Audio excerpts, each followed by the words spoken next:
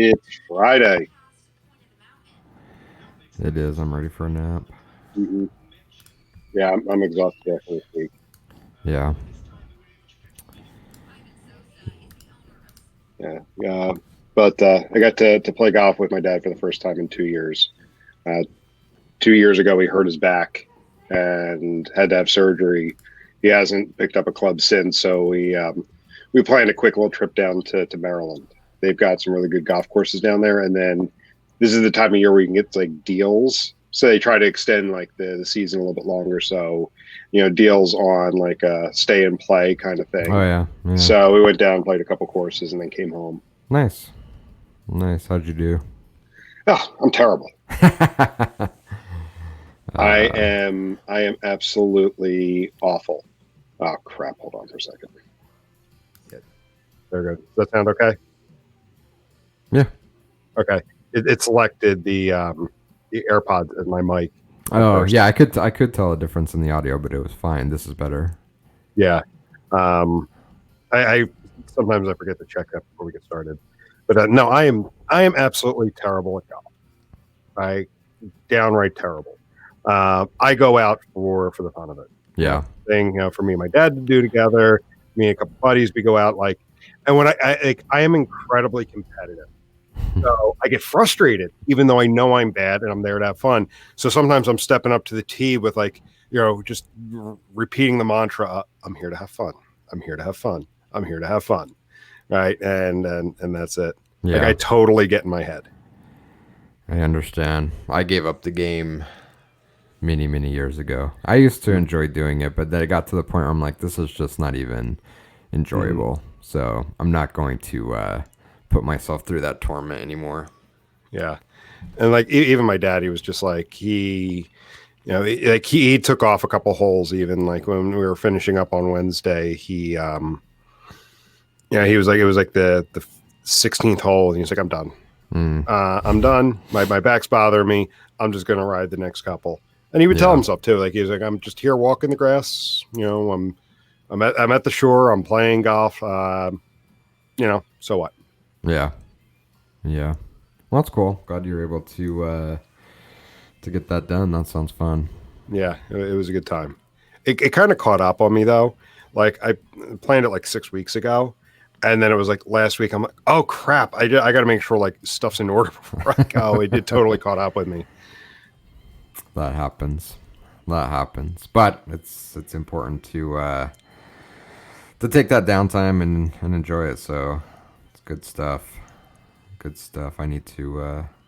No, I take a lot of time off anyway. I don't take a lot of extended like planned time off, but I take a lot of Mm-hmm. downtime during the days. So I think it adds up. Mm-hmm. That's my style. So Yeah, but you got to find what works for you or yep, what you need to recharge. for sure, for sure. Well, what else is going on? You guys got baseball going on? No, no. Phillies are done. Phillies tanked this season. It was bad. Like they didn't even make the playoffs. Mm, So no baseball. Hockey, they're hoping to have back um, by January 1st. They're hoping to have that back, and then the Eagles are just god awful this year. are they? Are They're they? one. Are they allowing fans at the football games? You're seeing some cities slowly start to integrate fans into the stands. So I think Philadelphia might be a week or two away from doing that. I know there's I some set you chatter up. about I it. set you up for a good joke there about this Ah, about the stadium being empty. I see what you did. I totally missed. I took it as a serious question. It was a serious question, but it Yeah. was also an opportunity. Well, that's the thing. Like this right now, like I don't know who wants to go out to see that team play besides gluttons for punishment. Yeah, Like I mean, they're 1-3-1. They're bad. you don't see a lot of ties in football these days, do you? No, and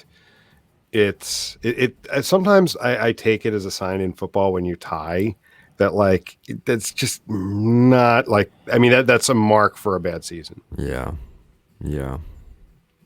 Just rolling through it. It's like, yeah, all right, we'll take the tie. Mm, That's fine. yeah. Yeah. Well, what? Oh, go ahead. I was gonna say, you got it looks like some kind of like heavy jacket or Oh fleece yeah. on today. The weather's starting to get Oh, I cold. got, I got, I got my kind of this, and then I have my other one behind me. It was a good opportunity to pull out my heavier Patagonia gear that I don't get to wear that often. So, wear every chance. Yeah, it was in the mid 30s this morning. Oh wow. Okay, it is getting cold out A little there. bit chilly. I also pulled out my sweet ETSU hoodie. I gotta get mine out. Yeah, it's a nice hoodie. So yeah, it's getting chilly. It's that weird in between phase where I'm running both the air conditioner and the heater. Hmm. And I love that the Nest has that dual capability in that you don't have to just be in heat mode or just be in air Oh conditioning mode. really? Yeah, so the Nest you can set your upper and lower bounds. So in the morning, my heater comes on a little bit to take the chill out of the house because the house drops into the mid 60s at Hmm. night, and that's a little too cold. So the heater comes on, takes the chill off the house. But then by the afternoon, it's 74, 75 in the house, and that's a little too hot for me. So the air conditioner has to come on a little bit to find that Nice. sweet spot. So Yeah, I've got the air conditioner on at the moment. It's yeah, chilly, but it's humid out. is it? So just to take the humidity out. Yeah, yeah. Well, what? It's kind of a lazy Friday. What's our? Do we have a topic We for don't. the I day? was just going to riff today. Last week we had a really good chat out of nowhere.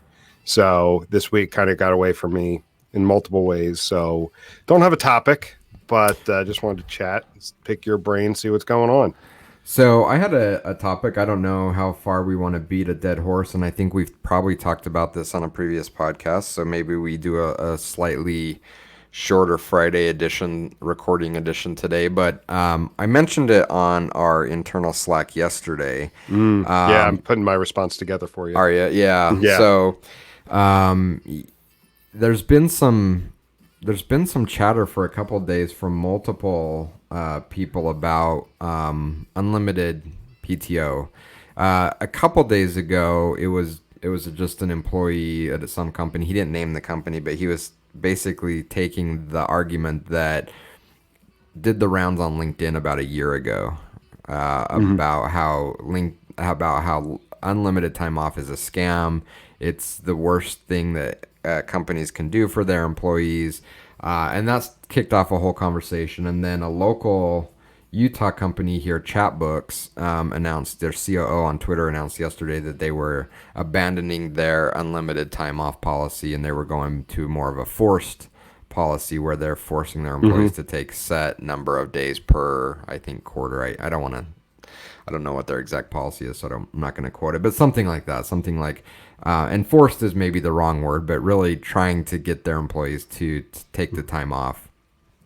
Um, and anytime this comes up, I'm like, what are you guys talking about? But this time I kind of evaluated a little differently and said, well, I know I don't have all the answers. I have very few answers. To me, it seems like a no-brainer, but maybe our employees think a little bit differently about it. And so I floated it out on our internal Slack yesterday to start the conversation.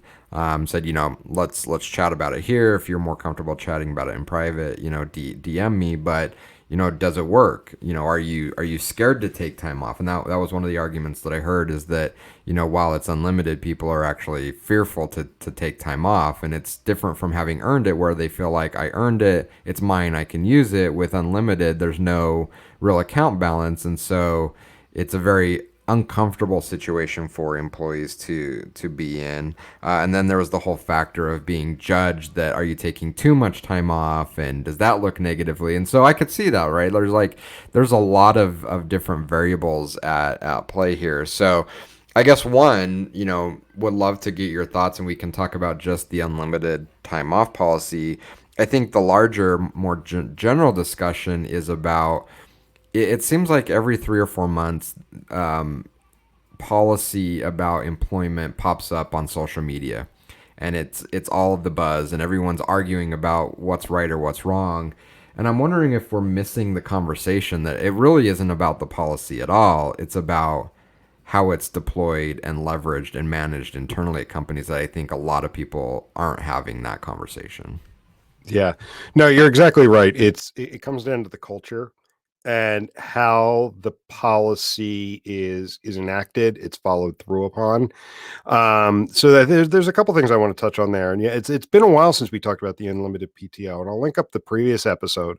Hila, and I did an episode at the beginning of last summer, the beginning of summer 2019, where we talked about how studies are showing people are not taking time off. And when they are taking time off, devices like this are keeping them tethered to the office. So they never actually get a chance to react. So there's multiple things there. So I've worked at organizations where PTO was, we had your vacation bucket, you had your sick days bucket, and both were earned. So when you would leave, you got paid out, and there was some level of rollover. You could roll over so many per year. I've worked at organizations where it wasn't unlimited, but it wasn't earned. So you got 4 weeks to start, and then for every year you got another day up to a max week of 5 weeks off, and it was a use it or lose it. And their idea was, and now granted, it saves them on something they have to pay people out on.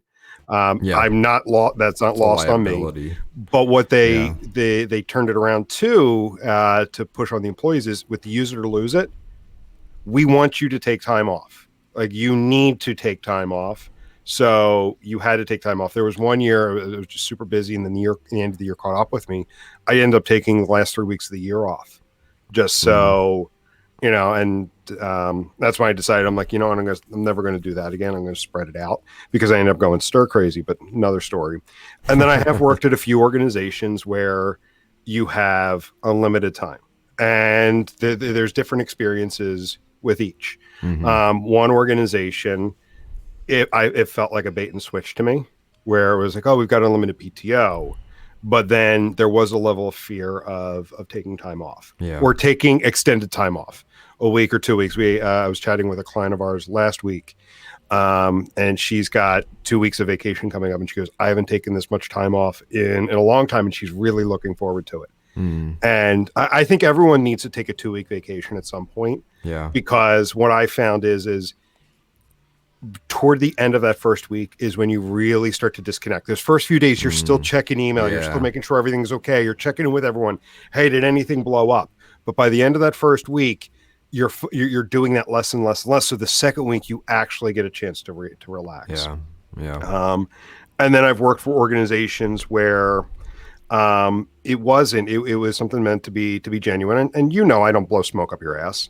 I feel it has been managed fairly well here. And I think part of that is we're a small boutique group. Right. We are all mature adults. We are able to manage it to each other's needs. And for me, the benefits, excuse me, that I found is there is a level of flexibility. And I'm trying to slow myself down right now, because there is so much I want to say. Like, when I read that message last night, one of the things that's been a benefit to me was, I think back to last year when the baby was born. Right. I was able to take 3.5 weeks off in April, but awesome. Then still have time to take off in the summer. Yeah. To take some trips in the summer. I think I ended up maybe taking 5-6 weeks off total throughout the year, because I took 3.5 weeks off for paternity leave, in addition to some of the regular time I would take off normally.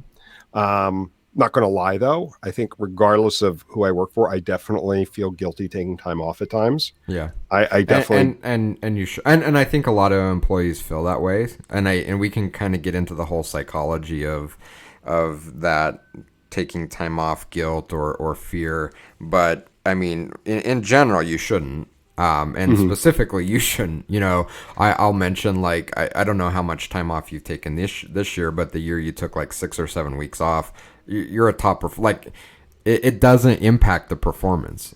And I think that's what people fear, is that, I can't take time off because, things are gonna stop or something's not gonna get done.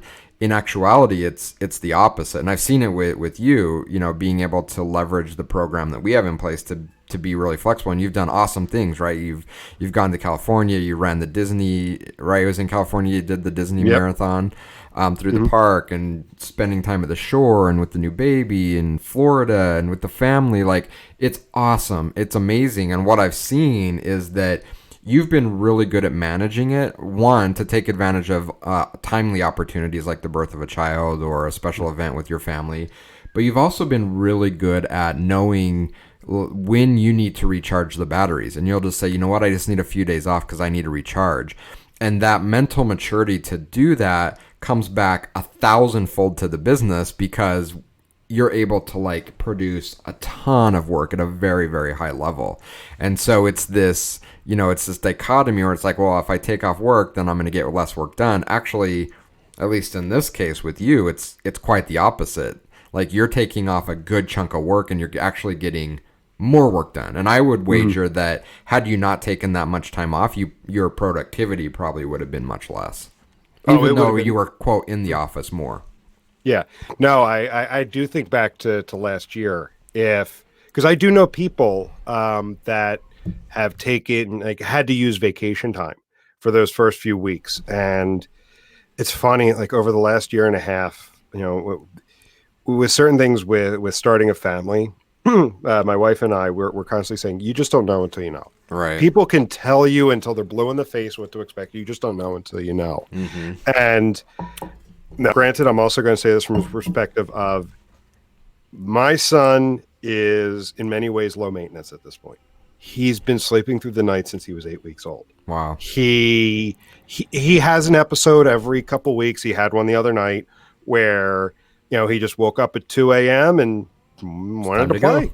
he was ready to go. Yeah. And so that made for a rough Thursday morning. He has those episodes, but on the whole, I know people whose kids don't sleep through the night and they're zombies. But it doesn't matter that those first few weeks, you're still waking the baby up to feed through the night. And I was a zombie the first 2 weeks he was here, just because you're getting sleep in batches, and we would sleep in shifts, my wife and I.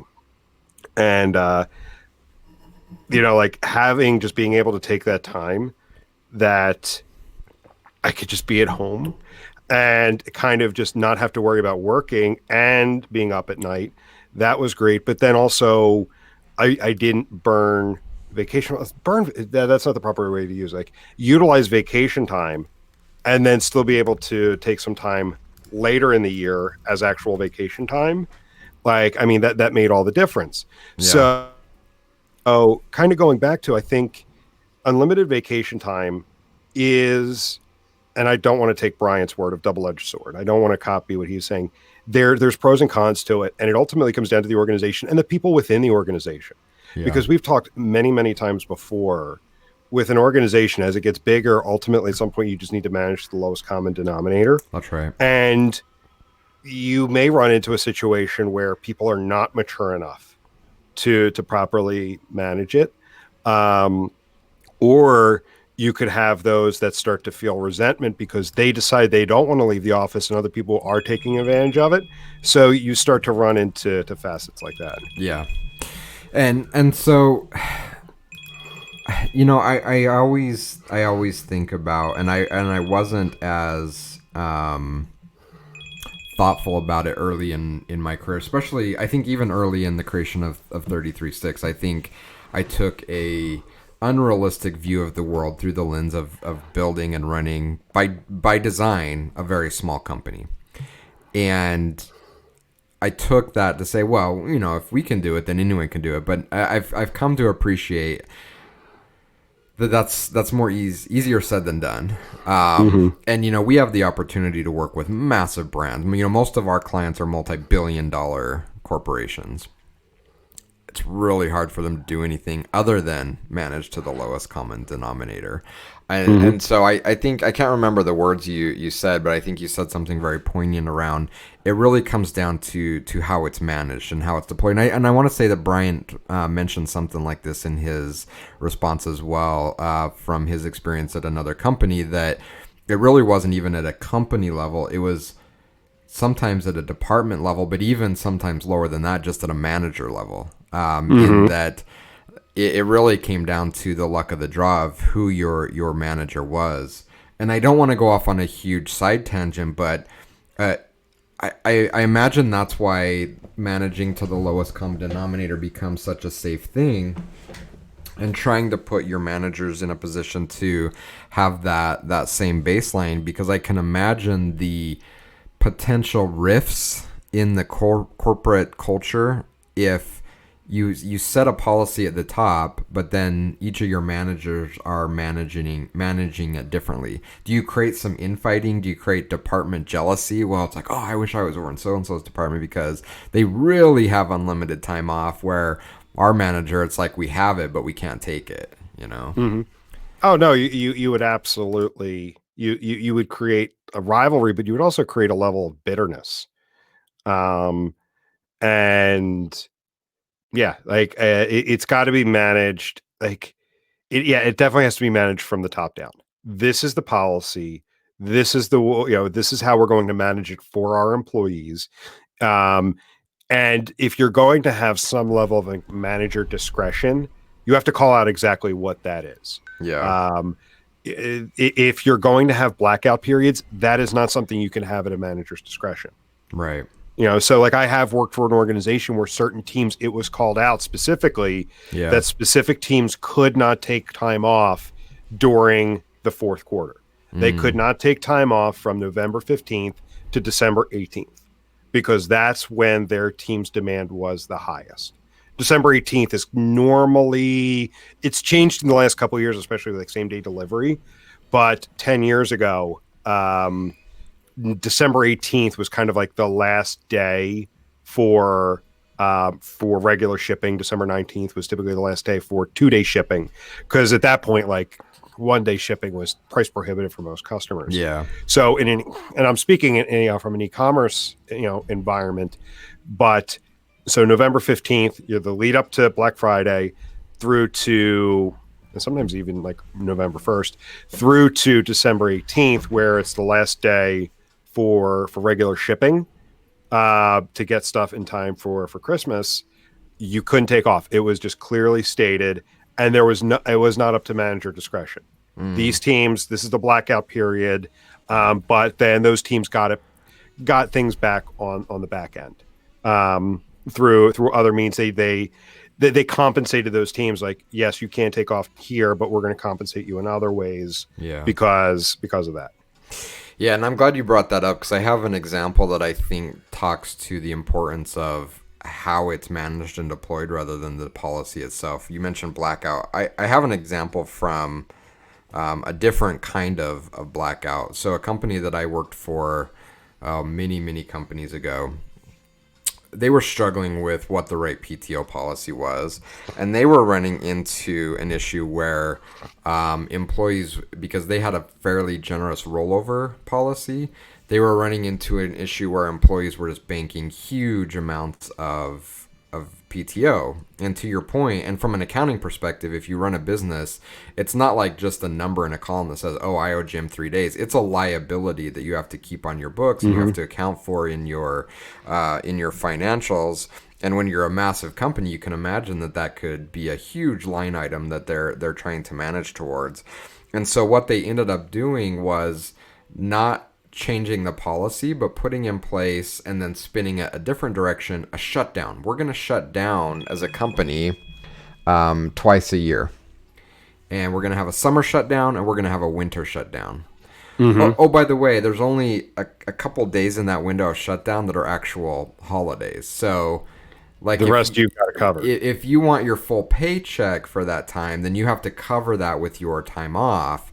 And I think it was a really sneaky way of saying, let's do this to get, the vacation off the books, to force people to take it, rather than changing the policy saying, well, we want you to take vacation because it's good for your mental health, so we're going to force you to take it. Again, I think it comes down to less the policy on the books and more the spirit behind it, for what that means for the employees. Yeah, I worked for a company that had a vacation cash out program to do exactly that, to keep people who just didn't want to take vacation time, couldn't take vacation time, whatever. It was an earned asset. So then this way people could cash in vacation days. So it prevented from this massive liability just That's building right. up on the books. And for that company, that's what I did. I had maxed out my vacation, and so when I left, I got a big payout because they had to pay me out for all that I had stored up. Yeah. So, and I get that part of the argument too, that it's an earned thing, and so if you have unlimited PTO, you're basically stealing from the employees, and then you're not allowing them to earn it. And I understand that, right? It's a it's an asset that they're acquiring, but I think again, if we think about the spirit of why we're doing it, if that's the conversation, then something else is wrong, right? If we're using PTO as a mechanism to increase our payout, then something else is wrong. So let's have a conversation about that. Let's have a conversation about wages. Let's have a conversation about contributing to a retirement plan. Let's have conversations around that, but it all comes down to how this is played out, and oftentimes these policies get used in completely different ways than what they were meant for, and I think we lose the opportunity to really understand what is at play and what we can change when we put the focus on the policy itself, and when we make these big grandstands that we're all in on unlimited PTO, or unlimited PTO is a scam, and we're missing for too, rather than actually how it's deployed and the reason and the spirit behind it. No, totally. And that's where you've got to come up with ways to make sure that, if you're saying we have unlimited PTO so that we have flexibility for our employees, we care that they get the time off to rest, recharge. It's maybe, having additional policy on top of it instead of just saying unlimited PTO. Okay, yes, we have unlimited PTO, but there's a minimum you have to take. We want to see you take a minimum of 3 weeks off. However you do that, that's up to you. And there's going to be some years you're going to take more. There's going to be some years you take less. But we would love to see you take a minimum of 3 weeks out of the year to do it, to do it as you need. Whether it's, what, I'm going to map that out. Like, say, like you said, you're not big on extended time. You know what? I'm gonna come in, check on things Friday morning, and by 10:30, I'm done. Friday is my time. I'm going to essentially use my PTO to create a 4-day work week. Yeah. Yeah, and to take it a step further, I think the conversations need to be had as far as why our policy is the way it is, and again, move it from the tactical, operational. We have to have vacation. We want to not have liabilities on the book. Yeah, sure, we can have all those conversations, but the more important, the more valuable conversations are, why is it important for us to do this? So if you're an organization, and I will freely admit it, we haven't been as good as we should in talking about it. But if you're an organization that offers unlimited PTO, you should be having very open and transparent conversations with your employees on why you're doing that. So why are we doing that? I will tell you, for us, it is not about removing liabilities from the book. It is about providing an additional feature to what we were constantly talking about, in that if you work for 33 Sticks, we're allowing you, Jim, to design your day, to design your week. And time off is a part of that. And if we were to say, we're going to force you to, it's running counter to what the culture that we've created, in that it's not for me to design. I'm going to give you a goal. I'm going to give you something that I want you to produce. You go and design how to get us there within those parameters. And it fits that. And so we need to be more open in talking about that. We need to be open in talking about why it's important to take downtime. Why we need that. You and I have had a lot of discussions about that, and I think some of them have been around vacation, and some have been around other topics. And I think my message has always been the same. I'm like, look, Jim, what we're building is long term. I'm not here to burn you out this quarter. I need you around 4 or 5 years from now to really do the things that we're trying to do. And it's more important that you take time now and rest, because this is, as cliche as it is, this is like an ultra marathon. Like, this is something really long that we're running. and it doesn't make sense to burn you out. That's why we have that policy, because we're not managing to the short term. We're managing to the ultra long term. And mental health and rest and recharge is important. And also we should talk about the importance of it on the short term. Again, as I said, that year where you had your son and you took the time off, and that was probably your max kind of time off in your current tenure. You got a massive amount of work done, like our top performer.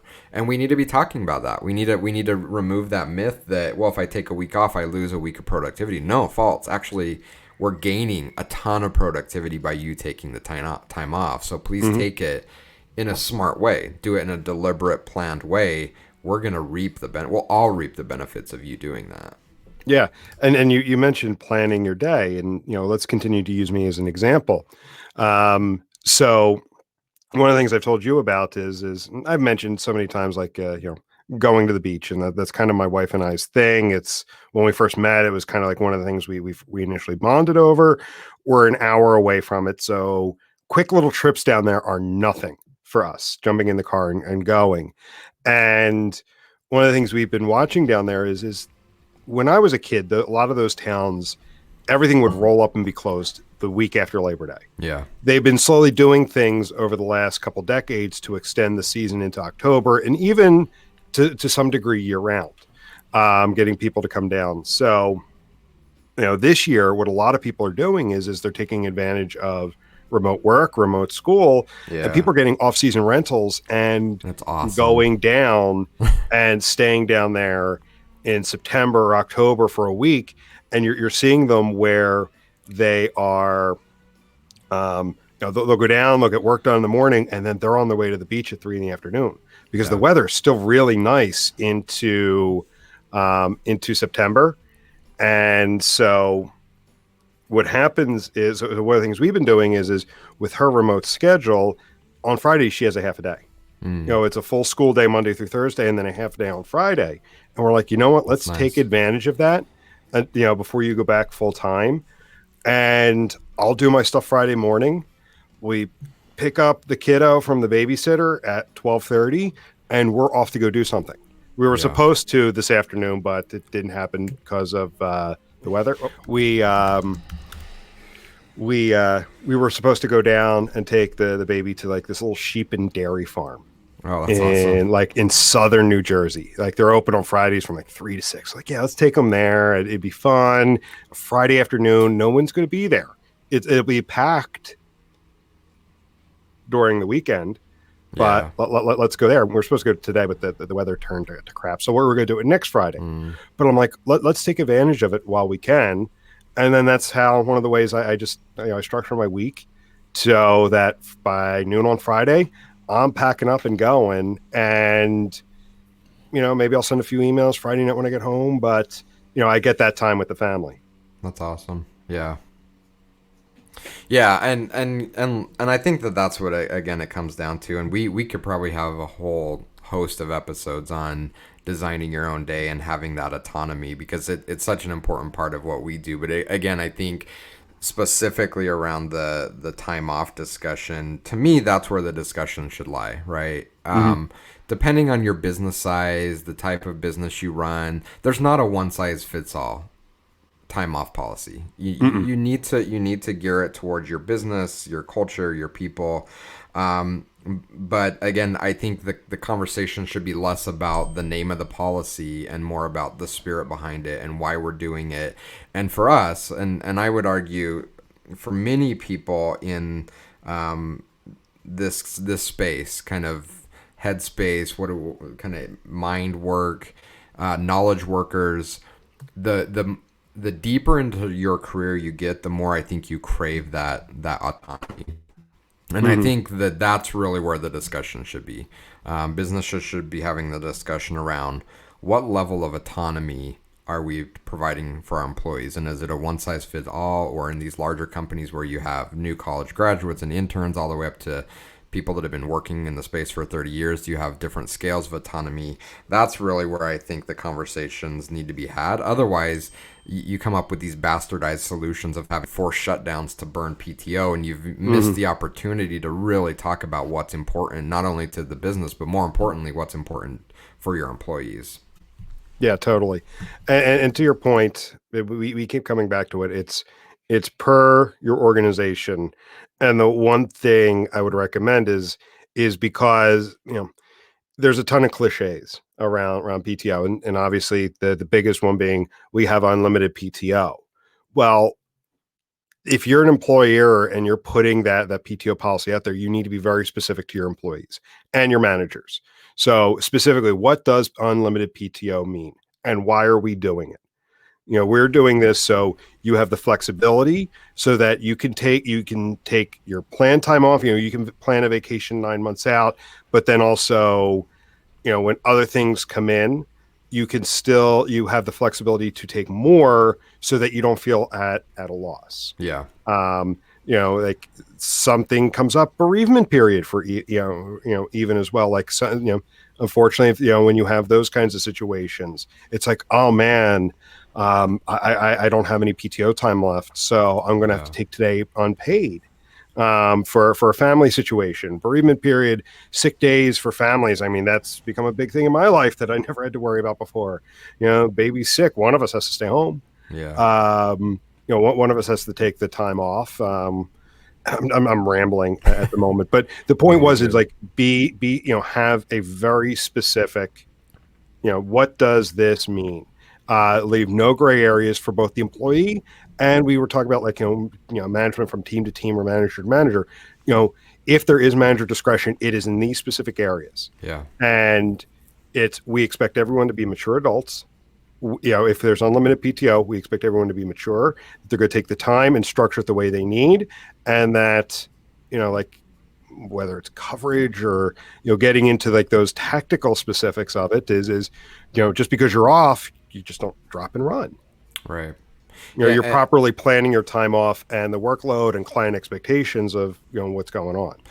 And that takes a tremendous amount of buy-in, and I think that that's why we've been as successful as we have been in managing that policy. Is we have universal buy-in that you own crafting that experience. Again, you own designing your day, and I think what employers fear from an unlimited time off is people are just going to cut and run and do whatever. We've never had that problem. And I think it's to that point. It's like I feel responsible for helping build what I'm building, and if I'm taking time off, then I'm going to proactively work towards making sure that things continue smoothly. Whereas with other businesses, like they may not care, right? Like, oh, I'm just going to take off. Like, whatever happens, then I'll come back and go back to work again. The level of people we've hired, that isn't a challenge for us. But I can completely understand how that would be a challenge for lots of businesses. But again, I think you're spot on. Regardless of the policy, the conversation needs to be less around the policy or, how many days off do I have or whatever, and more about expectations and making employees feel safe to take what is, again, what we've talked about is, from what we've seen, beneficial for both parties. So how can you create an environment where it's safe, where you're supporting it? Maybe it's leading by example. And how can you be really clear, again, regardless of the policy, this is what it means and how you take it, so there's no unwritten rules. And I think that's what people fear the most. We have a policy, but it's the unwritten rules that people fear. Well, it says I can take 10 days, but if I do, then my manager is going to be upset at me and I'm not going to get that promotion or that raise, or that's what we need to make sure we're not messing around with. Yeah, or it all comes back to baseball and why I struggle with baseball. I was thinking that I hate all the unwritten rules. Yeah, but like, you bring up a good point of like unwritten rules, whether it's number of days at a time, consecutive days, or times of year. Hey, it's the unwritten rule. You don't take off this month. This is our peak time. You shouldn't take it off. Well, no, you either state it or it's fair game to take off. Yeah, absolutely. Our busiest month is September, and it's for these reasons. Busiest month is September. There's a PTO blackout except for these 4 specific reasons. right? Just be Right. specific, be determinate, and say, hey, if say death in the family, sickness in the family, those kind of things, yes, PTO is available, but we don't want to leave anything for up for guessing. So we do need to institute a blackout for the month of September. Every other month is fair game for Yeah. taking vacation. Yeah, and the way that I've talked about it, and again, I completely appreciate that we're talking about a smaller company, and I'm kind of using a really extreme example, but the way that I've talked about it is, and I've talked about it with other policies that we have. We have a no billable hour policy, and there's the conversation around, well, how do you make sure that you're not taking advantage of clients or clients taking advantage of you? My story is always the same, that if this is an environment that we appreciate and cherish and don't want to go away, we're not going to put it at risk. So if this is an environment that we enjoy being in, I would never take off time that would put that environment at risk. Or again, any policy, right? And so it's like it self-governs and self-manages itself if you've created a culture and environment that people respect and want to help sustain. True. So, So I think at this point we can start to wrap up. And like what I was thinking of is at least as we start to wrap up, my one piece of recommendation to organizations that do have unlimited PTO to make sure people don't employees don't feel that it is a scam. My one recommendation would be is set a minimum. yeah. Say we have unlimited PTO, and to ensure that you don't feel like, again, we go back to unwritten rules, or there's pressure not to take time off, or you feel like you're being scammed in a way, we have a minimum of 3 weeks a year you need to take off. However you organize that is up to you. Yeah. But we need to see that you're taking 3 weeks off. And if you're not, obviously there needs to be a level of follow through. Is if you're not, then we need to have a discussion as to why. Yeah, and I think you're right. I think the most important part, again, communication. Talk about it, but just detail it out, right? And that's something that I absolutely need to do better, because it's easy to say we have unlimited PTO or this is our policy, but you kind of have to detail it out. And we don't need to make a legal document about it, but if we're gonna have expectations, it needs to be set. Again, don't tell me you have unlimited PTO and then get mad at me when I swing at a 3-0 fastball. Yeah. Unless it's in the rules, like we have to talk about it. Let's not make it this unwritten rule thing that people are getting upset and judged on. Yeah. And so let's, talk one more thing about specifics. You bring up a good point. You have unlimited PTO, but don't get mad at me when I take 3 weeks off. Yeah. Say, like, again, be specific about it. If you have a large organization where you can't have everybody taking 3-week vacations, say, hey, we cap it at 2 weeks at a time. We want you to take 4 or 5 weeks over the course of a year, but no more than 2 weeks at a time. And I'm spitballing at the moment. Yeah. You need to find what works for your organization, organization. for sure. For us, I don't think we need to get that specific to say, oh no, you can't take more than 2 weeks at a time. God, I took 3.5 weeks at one point last year. I was off for pretty much most of the month of April. Yeah. I was not around, and everything kept moving, and everything worked out. Organization that may have 150 people, they can't, maybe they need to make exceptions to it, or they need to find ways to keep it more organized. Like normal vacation time is 2 weeks, but again, maybe I'm getting too specific, I'm getting too bureaucratic. You need to find what works for you. Yeah. But the point there is be specific, because you're right. If you just toss around, we have unlimited PTO, and then someone joins that organization, they get in there and they've realized that, I get the evil eye when I take a week and a half off. Maybe this isn't as unlimited as they made it out to be. Yeah, absolutely. I think that sums it up beautifully. Yeah.